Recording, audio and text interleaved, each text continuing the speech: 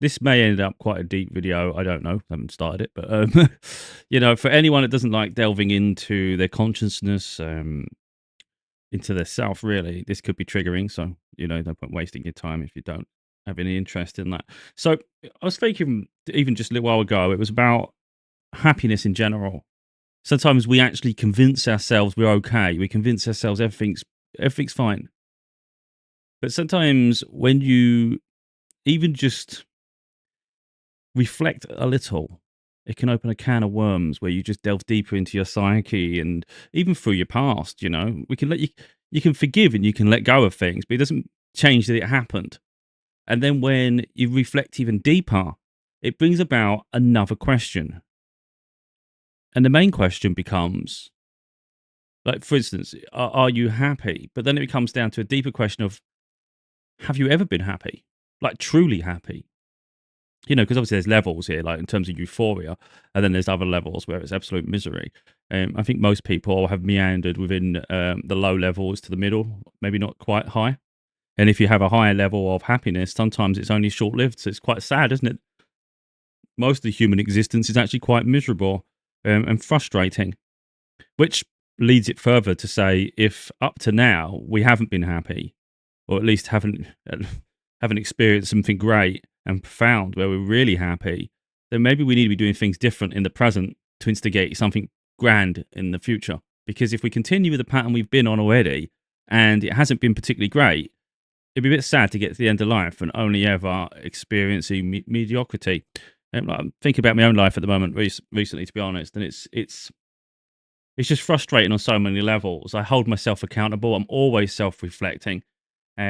I get lonely sometimes. I'm fine on my own though. So like these loneliness, they're like sporadic spurts of moments when you can't help but think, I just would absolutely love to be in a relationship where it's equally balanced. You've got each other's back, and you can create memories together. Because part of the healing journey, of course, that I'm aware of, is that there's periods on your own. You have to get comfortable by yourself. But the trouble really is, the prolonged isolation, for instance, can create hyper independence, which then makes you reclusive, which then makes you standoffish, which then creates an imbalance. So the trouble is, there's so much emphasis on the healing journey being in isolation, which I get, but then there's a period where you have to learn to be able to integrate.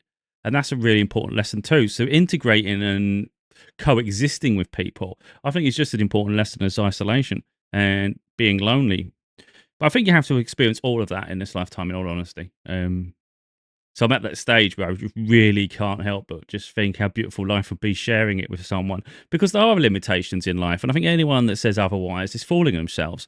Some people, again, I think this is to do with your personality. I know there's a level of healing that goes into it. But, there's certain tasks in life where it's just better with someone. It's like, for instance, I love that people can do things on their own. But for me personally, if the option is to do that on my own, for me, it's not as interesting. It's not a fear of doing it. It's just now it's boring. It's like the interaction with someone is what made it fun. So, I can't be bothered now. So then you end up being, like I said, more reclusive. So, for instance, going to the beach. If the beach was on your doorstep, that's fine. You can go for a walk along the beach. I used to live near the beach, and I used to like going for a walk along the beach. Now, if it's a case of going for a drive for an hour and a half, an hour to get to the beach, that's a different thing altogether. Now I'm doing a day out. I know you should be doing things for yourself, but it's like this is a huge effort for me just to walk along a beach on my own. It's like sometimes we do things for other people, and then the process of doing things for someone, we enjoy ourselves too. That's what it becomes. You're doing it for them. For me, I don't really care enough about the beach on its own. So you end up doing less things. So even in my own life, I'm reflecting and thinking, I really just want to do things with someone, like, but someone you truly love. This isn't just like a desire, like a need to fulfill. It'd be something grand. So, like, even out at restaurants, all these little things I think so many people take for granted. But a lot of people on their own, they don't experience those things. Like, from my point of view, I don't go to a restaurant on my own. I know you can, and you could say maybe there's a level of healing that goes into it again, but it's awkward. It's awkward and weird. Like, I'm taking myself out for dinner. What am I doing? Talking to the chair? Do you know what I mean? And that's the thing. Okay, I'm going out to eat on my own, but who the hell am I talking to? It's boring. I might as well sit in front of the TV, because it's like, do you know what I mean? And I think there are psychological effects with this, because you see it all the time. If you can't do that on your own, it's something to heal. But it's also boring to stare at a plate on your own. You know, even doing meals for myself at home, I'm seriously bored of everything I cook. And I'm sure it ain't that bad, but because I'm on my own, I'm bored of it immediately. I'm like, I don't even want to eat. I'm fed up with dinners. I could order a takeaway that I really love, and I don't even enjoy it anymore. And that's honestly where I've got to, and it's quite sad because you're like, this like life's starting to like get a level of stagnancy within it, um, where I just feel so fed up, you know. Like, not fed up with myself. I have a lot of ambitions, as you can see with my books, and I have more in development. I've got so much manuscripts to get through that I've already done. That I've got to edit, and that side of my life I love. It's my creativity, it's my passions, it's my dedication to it. That keeps me occupied. That's why I can't really get bored on my own. But again, it's there's more to life than just work, you know, and your creativity. That's a subsection. There's other sections, you know. Um, so like I say, I just really want it'd be nice to have that companionship where you can share your life, because these little tasks throughout the day, they're just boring on your own. And like I say, for me, it's been going on for so long. It's like I've been out of previous relationship ended 7 years ago, 7.5 years ago, I think. You lose so much time. I say this all the time. It may as well be a decade. But then again, that's where it triggers. You say it's 7 or 8 years. It's seven really, but let's just say 7 or 8, which is close enough to the decade. But yeah, like most relationships, when it falls apart, it was falling apart way before then. So then you go through the relationship. We was together from 2000. Well, my daughter was born in 2010, so we was together from 2009 to 2017. So we was together for 8 years. How much of that was a happy period? Because you know, you look at the sections, but you forget about the section before. It wasn't a happy relationship. That person was hot and cold with me. I wasn't perfect. You know, we all have our flaws. I'm a younger version of myself. They're a younger version of their self. So there's a level of frustration in life in general, trying to figure what I want in life, what they want in life, you know? So it's not all their fault, but, you know, I don't want to go too deep into it. I've documented it in my book. I don't want to sort of like start going on a tangent that sends me into a spiral of toxicity. You know, you're trying to avoid stuff like that.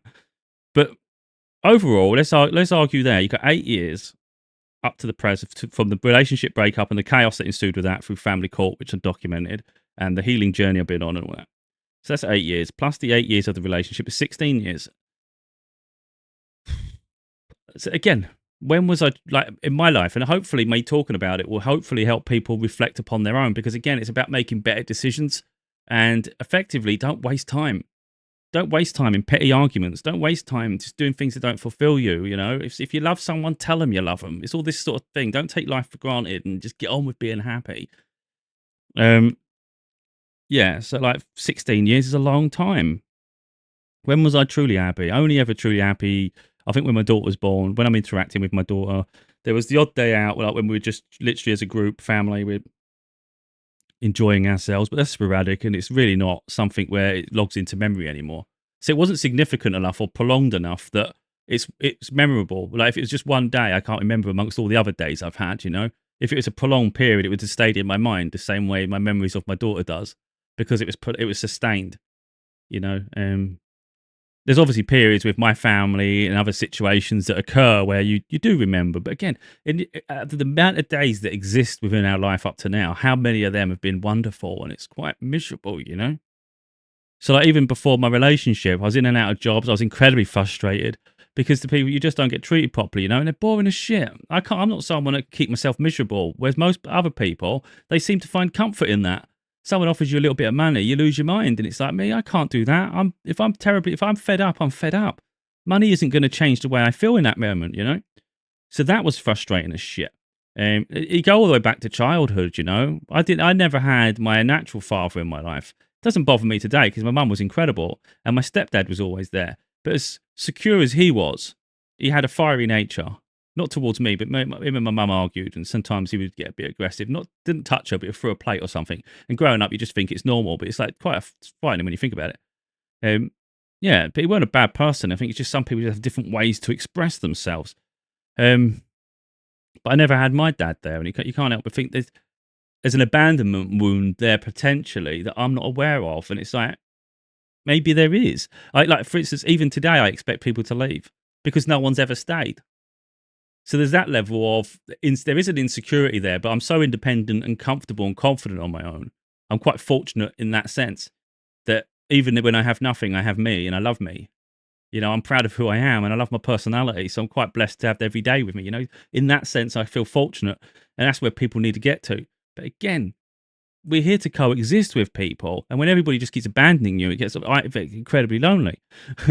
So as much as you want people to stay, sometimes they don't. But then the way I see it is they're not for you. I'm not looking for a big community. I just want those I can cherish, and hopefully they cherish me back. And if that happens, then you're on to a winner. But yeah, it's like I say, I'm 41 now. So how many days out of 41 years have been incredible? Like again, you might have had a holiday, you might have had a period, but overall, nothing truly comes to mind. That doesn't mean there wasn't good days, but what it means is my life hasn't been amazing up to now, and I think that's quite sad. When you get to 41, there'll be people that are older than me, and maybe upon reflection, they'll be thinking similar. There'll be people younger than me who maybe are looking on thinking, well, that's horrific. But in all honesty, it's where most people are heading, sadly. All we can do really is focus on ourselves, though, and just keep pushing forward. One thing you can't do is change someone. You can heal them, you can inspire them. You can't force anyone to do anything, even if you really want them to do it. Even if there's something you really want from someone, you have to let people be free to make their choices. Because effectively, if someone's not ready for you and they can't handle a connection or whatever it is, it's like you have to let them be free, because they're only going to weigh you down. And maybe one day they will heal and come back. Or if that isn't the case, hopefully by raising our vibration and holding ourselves accountable, we end up attracting a higher caliber of people who also respect themselves. And by respecting themselves, they'll respect you. Because that's the thing. When we don't have respect for us, we're only going to attract people that don't respect us either, because we don't even respect ourselves. So, but by respecting ourselves, people, they know they're going to have to come correct or they're not going to be accepted. So that's a good place to get to. But I say, in my present situation, it is beyond mind-numbingly frustrating. If we're going to do upon career, past 5 years, I've been writing my books. I've been book every year since 2019. Like I said, I've got multiple manuscripts still in development. I stand by my work. I love what I do. I actually do find it inspiring. I don't like to consider myself a life coach. I don't like titles and things like that. When I think about what I'm building towards, it's heading that way. I spoke about this before on other platforms where people are too busy calling themselves that motivational coach and all this stuff. And it's like, don't be quick to label yourself. It's for people to label you in a way. If someone thinks you're healing to them, then great. Then I can think of that word towards what I do. But it shouldn't be for me to determine what it is. But yeah, like I say, my frustration at the moment is it does get lonely. So the problem is when things feel down, especially loneliness, it can affect your productivity. It's not intentional, like I wake up every day intended to be productive, but sometimes I just lose the day and I get frustrated the day went. But sometimes rest and healing and all sorts are just as important as the work. Otherwise you burn out. But the trouble is, I think when you're not happy, you burn out quicker. When you're happy, you've got a lot of energy. When you're not happy, you're down. So you have these little, it's almost like if it's in space and you have them thrusters, it's almost like the thrusters come on, but they're not sustainable. So you have to be productive when you can. Again, it's a bit like when I was in family court. I mentioned it in my book, A Father's Daughter, about depression and the fact that I had to work on the court case in between those exhausting moments. There was times when my body would just shut down, even if I've got really important things to do. I would just be exhausted. I couldn't even move. And then when I was able, I would just be relentless to make most of the moments, because you just don't know when your body's going to say, no, I've had enough now. Because it's all connected. You've got to heal. And again, to heal, we have to self-reflect. If we're scared to look at ourselves, we're never going to grow. That's just the way it is. So I am incredibly tough on myself, but also I have a lot of grace for myself. And I think that's an important thing to get to. Some people call it arrogance and being egotistical, because you've got confidence in yourself and you love who you are, but it's not. We have to find self-love. If you're going to love someone else, you should definitely be loving yourself. Whole different topic, of course, but it's really important because part of the healing journey. Our happiness depends on our love of self from the beginning, doesn't it? And then we attract more, and then we can decide what we want in our life. But again, it's doing all the things that make you happy. I spent a lot of my life not going on holidays. I spent I spent any money I had really on material things, because I went through. I spent most of my life lacking. It's frustrating as hell. You work your ass off at things, it goes unrewarded. It's just demoralizing. That's what life has become, and it's frustrating for me personally. I don't obsess about money, but sometimes it's nice just to have nice things. I have some nice things because I like to treat myself, but I don't have that many nice things. And sometimes I'll see people's content and I'm like, oh, you've got like all the things I would love to have. It's like, I've worked my ass off. It don't make sense. How can I? I'm not. I don't. I wouldn't begrudge someone something. I love the fact they have it. I love the fact that someone else is happy. But you can't help but look at your life and think, surely I should be doing more. I should have more than this. Surely I should have more than this. It's like, my God, I'm just scraping by here. So uh, it becomes in so many areas, though. And I talk about this all the time. It's like you can be fulfilled in one area, but unless you're fulfilled in all, you won't be truly happy. There'll be a level of frustration. So I'm proud of who I am. So personal growth, development, tick. I'm proud of what I've accomplished, all the books I'm doing. I'm pushing myself every day. I'm pushing myself outside my comfort zone. So there's a level of ambition now that never did that was maybe lacking in the past. It's firing up like crazy. Tick. My daughter doesn't live with me at the moment. That's it. That's like a because any moment things can change. That's not a permanent no, is it? I don't have the relationship. I have someone in mind, but we have to. Life doesn't work out how we want or in the time frames we want. At the moment, that's a cross. Money, absolute joke. That's a huge cross. That's a huge cross. In terms of recognition and being appreciated for what you do and it all being worthwhile, that's a big cross. It helps some people. The things I do help some people, but it doesn't reach the audiences at all. It gets like for instance, on TikTok, I had like 14 views. On TikTok, we're getting like 3 views. What can you do? All you can do is keep creating and hope you reach the audiences. And for me, that blends with the finances. Because I want my life to improve, of course, but money on its own wouldn't fulfill me. I have to be doing something of substance with my life. And the reality is, when something's helping others, it will eventually help me. So it helps together. We rise together. That's everything I do. Nothing I do is solely benefits me. I don't set up a GoFundMe page. I don't say, please donate to my PayPal. I'm struggling for money right now. I could really do with this. I don't do any begging or anything. I explain my struggles only for people to understand and be find it relatable. I don't ask anything of anyone. If anything, I would rather people buy one of my books because, you do a GoFundMe, you do a donation. No, I get something, but you've got nothing in return. Of course, you might feel good for doing kind things because I'm like that too. But why not just have a book? You have a book. I'll have some money. I'll have less than maybe someone was going to donate. But that's fine because also my books will end up higher in the sellers and it'll get recognized more. And again, momentum builds. So we're all winning here.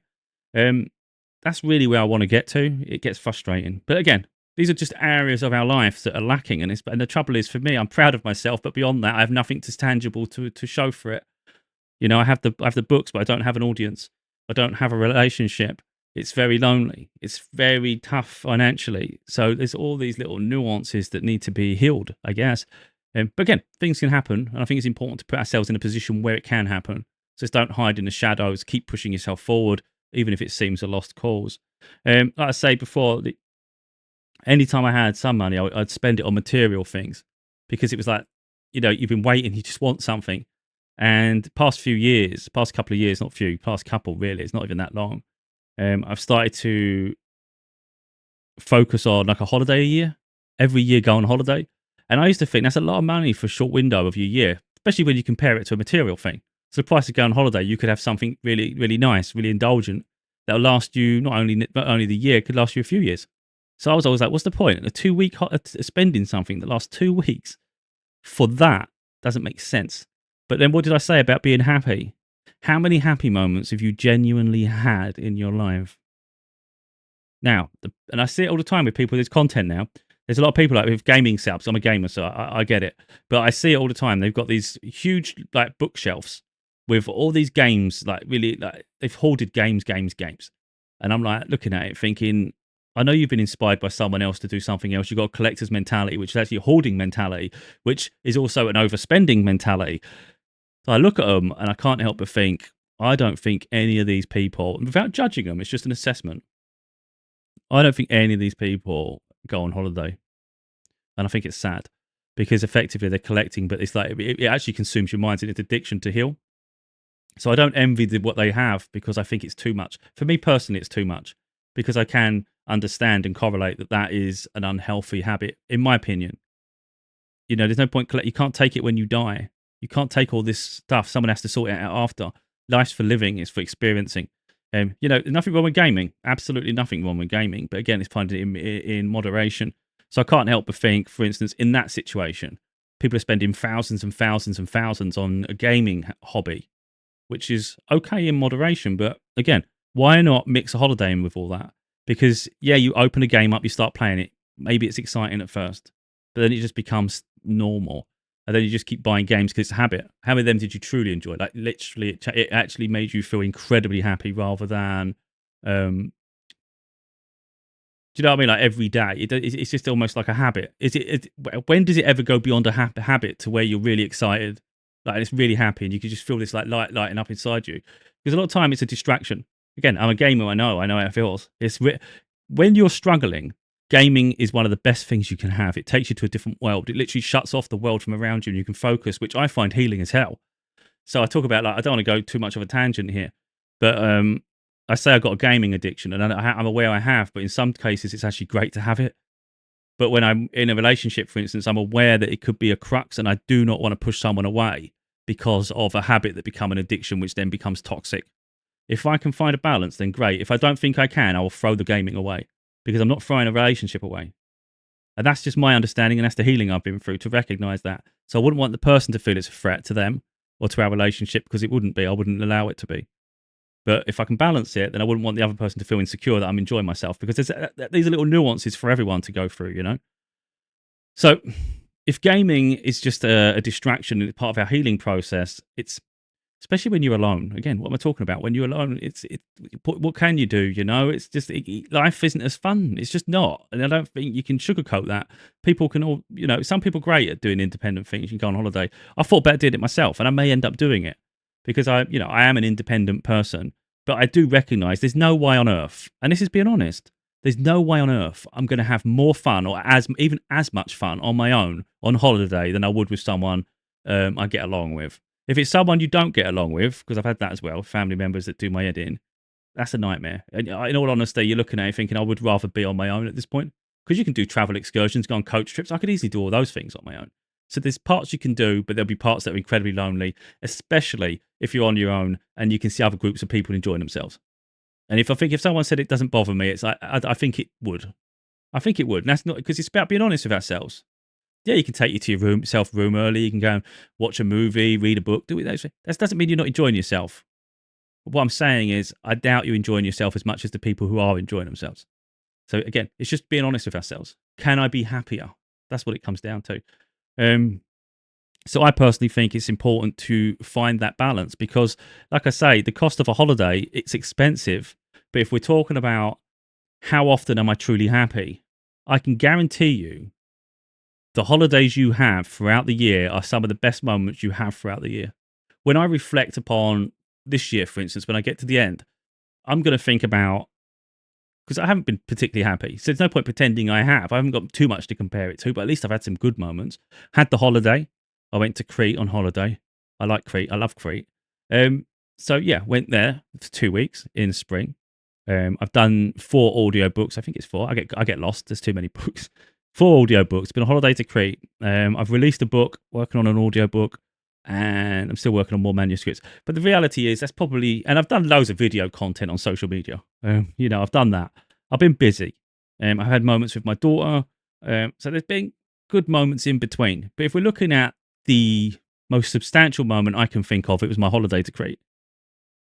Now, it was probably the same the year before as well, actually. The year before, we went Crete again. I'm not going to go every year, but for me, I actually really do love Crete. And I think I can't remember last year too much, to be honest. There was a lot going on because I had a back problem and all sorts.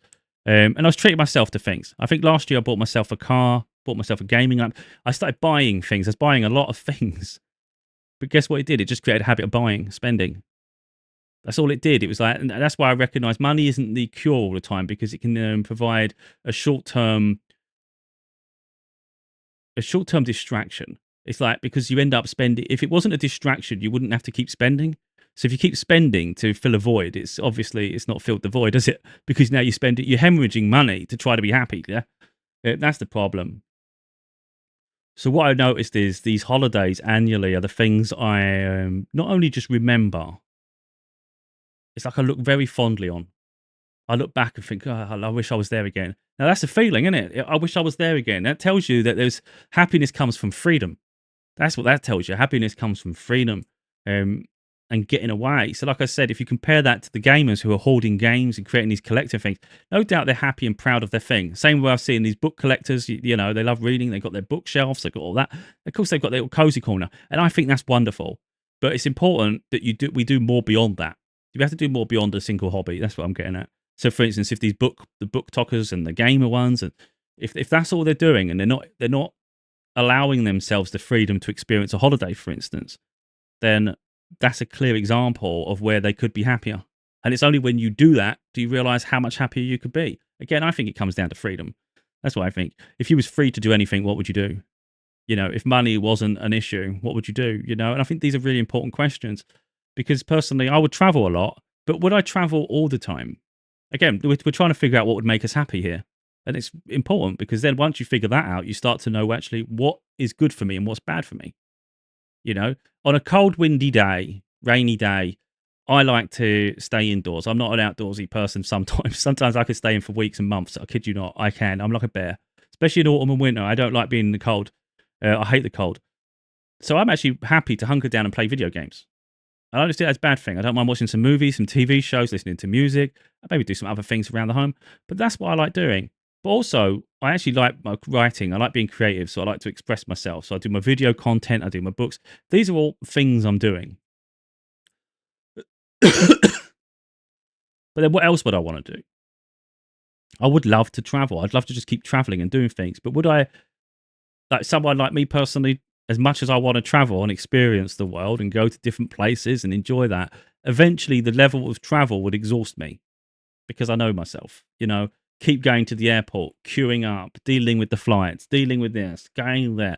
That's fun in bits, but if it was if that was sustained, I just want eventually I would want to get my ass and just sit down and chill out and do the things that are maybe a little bit more boring and mundane.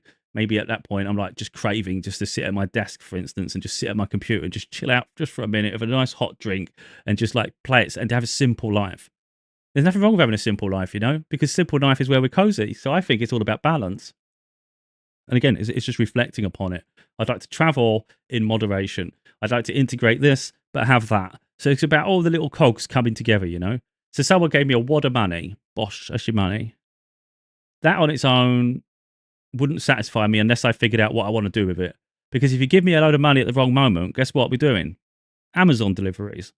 Because that's all you think. Because you've attached the idea that happiness is luxuries. It's the deliveries. So if you give it to me at that moment, guess what? I'm going to have that van turn up. He might as well just park outside and just unload it like he's Santa's elf, you know. But if you was to give me a wad of money when I'm on holiday, I'm thinking, oh, I want to start traveling the world.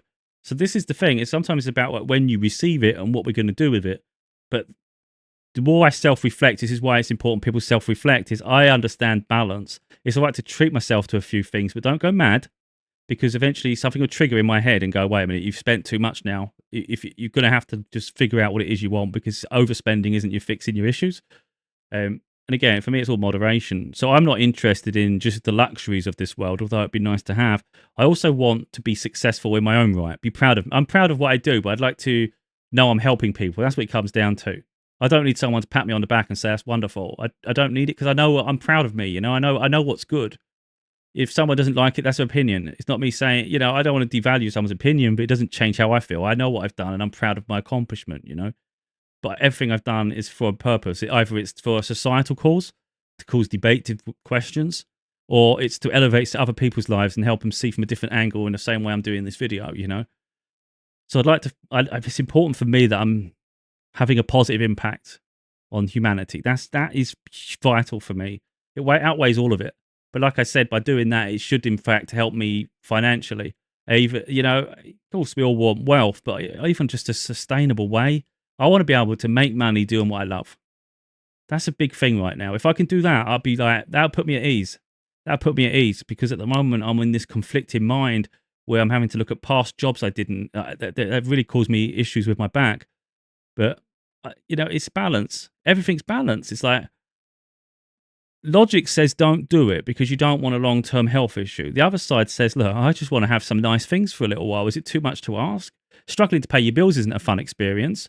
So sometimes I do some reckless things. I wouldn't say overly reckless, but I'll spend more than I should spend on something, bear the consequence after, knowing full well my finances are tough enough as they are. But it's like, how much suffering can you endure before you snap? And that's just where it's got.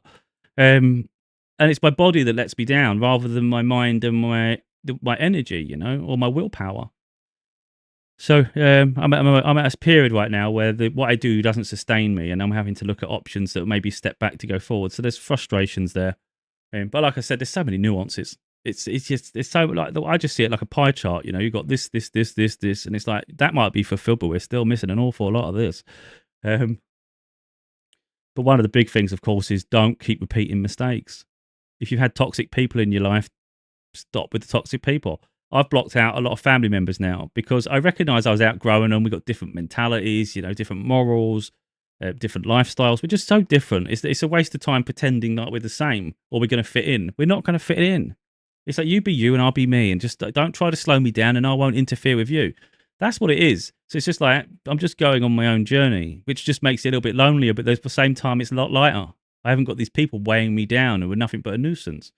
But effectively, it leaves space for better people to come into my life. Well, I would say it is better people, but to be kind, let's just say people aligned, people with similar moral, similar ideals. And that's going to be a nice place to get to. But of course, we have to get there. But it does beg the question, how long have we truly been happy up to now? And I don't have that many memories of positive moments.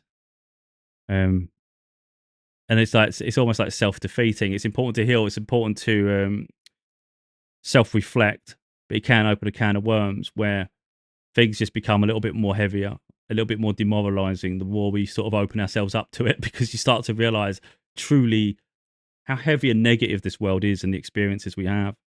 But it's not about losing hope. It's about making better decisions for ourselves, though.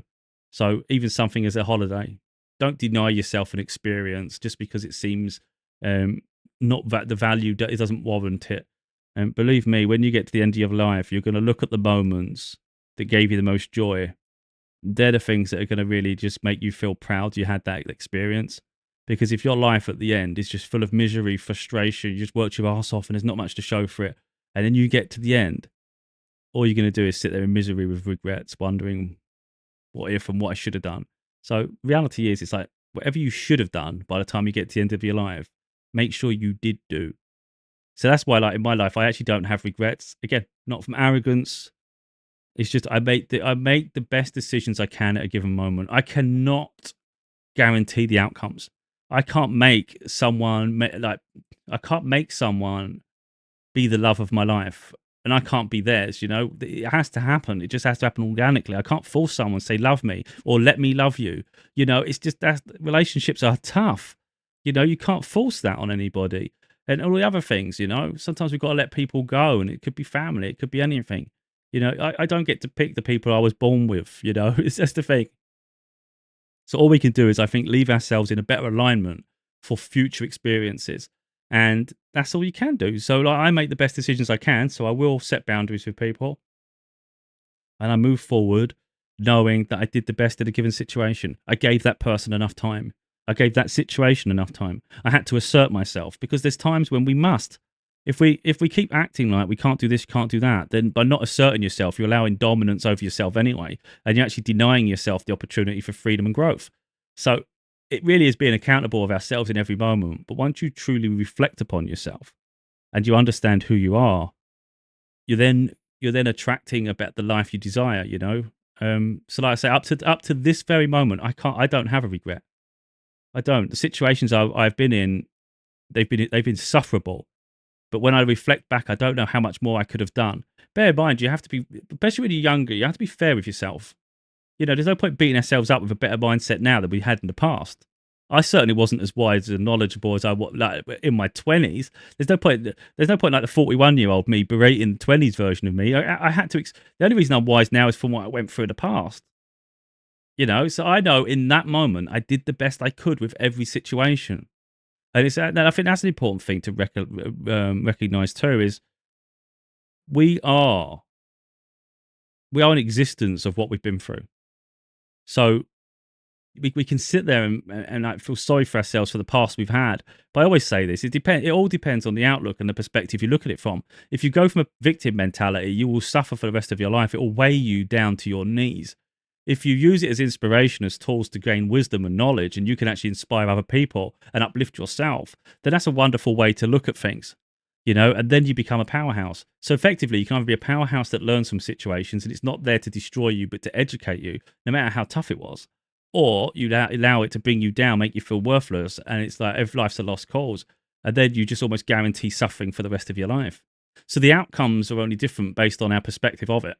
But anyway, I don't want to go too far with it. I was just like literally, I'm processing it all myself now. I was literally thinking about it today after I had my boring dinner, thinking how miserable it all is, and I just like thinking about like how often have you been happy in your life, and how happy are you now? And again, it doesn't mean you're miserable all the time. It's just sometimes I think we just accept the mundane and consider that happiness because it's normal now. If you said like levels, maybe a 5 or a 4, and that's not because I'm miserable. It's just because I don't have that much happiness around me. I'm aware of how far I could elevate with the right experiences. Um, but yeah, it's just me trying to work through some thoughts and feelings, really. And like I say, I do this because I hope that other someone else listening, it may just help them. You know, you're not alone. We all go through it. I'm getting a severe headache, but I've no doubt life improves. But I think it can only really improve if we allow it to. You know, and that means by the decisions we make to open that opportunity.